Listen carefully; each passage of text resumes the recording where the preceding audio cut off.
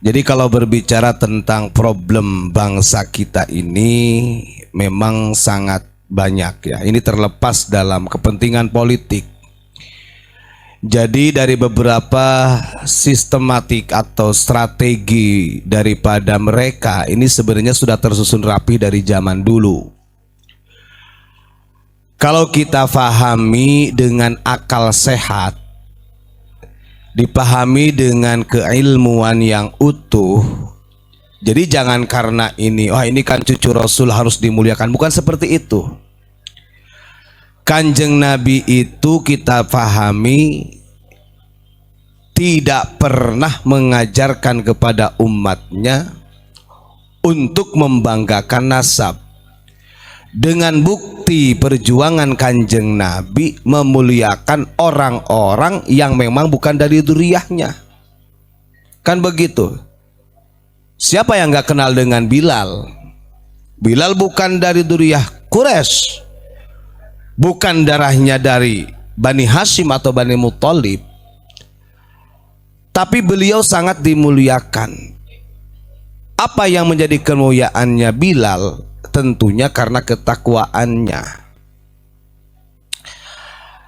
Maka tidak heran kalau kita lihat dari beberapa oknum-oknum habaib ini yang sampai dini hari masih tidak berhenti mendawir mendoktrin umat demi kepentingannya. Jangan kira kita yang berbicara ini hanya sekedar di media. Saya ini beberapa kali observasi dan sangat mengenal pergerakan mereka. Seperti apa yang saya sampaikan kemarin, ini bukan mengada-ngada. Cuman tidak saya sebutkan nama ini karena privasi, gitu kan. Begini, kalau di muka bumi ini kita tahu ada sejarah, memang nanti di akhir zaman ini banyak orang-orang yang mengaku-ngaku sebagai dzurriyyah Nabi. Dan ini memang fitnah akhir zaman. Alasan yang terkuat ketika mereka mengaku-mengaku sebagai dzurriyyah Nabi, tentunya ada kepentingan ya ma'isyah. Disadari ataupun tidak. Dan ini kalau memang mereka ini berpedoman dengan Thariqatul Alawiyah, daripada rukun Thariqatul Alawiyah yang katanya Habib Lutfi ini adalah thariqah terbaik, walaupun sebelumnya Thariqah Alawiyah ini belum dimasukkan Mutabaroh, ya karena ada Habib Lutfi sebagai ketua Jatman saja. Ini sangat bertentangan. Karena dilihat, kalau saya baca dalam kitab Manhajus Sawi, saya membaca itu ada beberapa rukun dalam Thariqah Alawiyah ini. Di situ khaufnya, zuhudnya, waroknya sangat kuat. Katanya begitu dalam rukun. Dan ini sangat bertolak belakang sebenarnya dengan apa yang terjadi secara fakta. Kalau kita lihat, kebanyakan dari mereka gemoy-gemoy. Ya, jangan hanya ke Prabowo saja mengatakan gemoy itu. Mereka itu banyak, coba lihat. Gemoy-gemoy. Artinya hidupnya diuntungkan dengan cara mereka yang mustanadu bisolahil aba, bersandar dengan kebaikan nenek moyangnya, walaupun itu belum terverifikasi. Harapan kami mengajak kepada seluruh jamaah,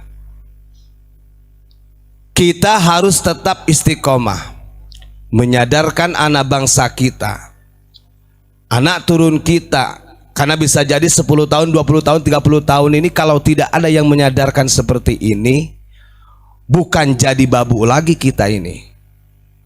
Dan itu terjadi. Bagaimanapun cara mereka yang menyebar di perkampungan di daerah-daerah, saya orang Subang, saya tahu pergerakan mereka. Yang di Purwakarta tahu pergerakannya, yang di Cianjur tahu pergerakannya seperti apa.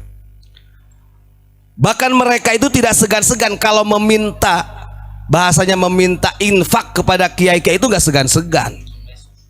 Dengan ditarget nominal sekian-sekian, saya tahu. Jangan dikira saya tidak tahu. Jangan kau tutupi tuh kelicikan seperti itu dengan istilahnya rasa cintanya. Oh ini duri Rasul gak boleh. Oh tidak. Kita berada di Ampel, kita tahu sejarah bagaimana orang-orang Arab ketika di Ampel dirawat oleh Kiai Utsman Al-Ishaqi. Luntang lantung dulu di sini. Akhirnya banyaklah orang-orang yang di kita ini, bahkan ini kalau pengen tahu, di Cianjur, di Bogor, di Purwakarta, di Bandung ini ada yang namanya KBRA. KBRA ini pergerakan mereka habaib yang ingin menyaingi dengan JRA, Jam'iyah Ruqyah Ahlussunnah wal Jamaah. Ada Pak KBRA, ini belum saya ungkap, dan itu di beberapa daerah wilayah sudah dipersiapkan. Hebatnya lagi tawasulnya. Jadi kalau ada itu, kalau sekali acara Pak KBRA ini yang dipimpin oleh Habib itu 3.000 orang, dan itu ada mahar Pak, ngapunten, ada mahar dikumpulkan dan disuruh baca aurat. Dan hebatnya lagi dari semua silsilahnya itu tidak ada satupun dari ulama kita, padahal dia mencangkok dari RA Ruqyah Ahlussunnah wal Jamaah, cuman awalnya KBRA ada. Jadi sehingga tawasul-tawasulnya itu dilarikan kepada klan Ba'alawi, itu ada. Ini sebentar lagi, ini nanti saya insya Allah dikirimi sama temen kitabnya dari KBRA ini, nanti saya buka di YouTube ini karena biar orang paham. Padahal kalau kita lihat tuntunan Ruqyah Kanjeng Nabi di dalam kitab sudah disampaikan oleh Ustaz Abdul Mujib, dan gak ada istilah mahar, dan ini jaringannya sangat kuat, bahkan bisa mengalahkan JRA, bisa mengalahkan Jam'iyah Ruqyah Ahlussunnah wal Jamaah. Nah itu ya, tunggu aja. Nanti saya kalau setelah sudah sampai, nanti akan dikirimkan ke Malang, nanti saya buka baru tahu. Jadi banyak metode-metode mereka yang memang sengaja ingin menyaingi pergerakan daripada Nahdlatul Ulama. Hati-hati, ini warning ya. Terima kasih, itu saja yang saya sampaikan.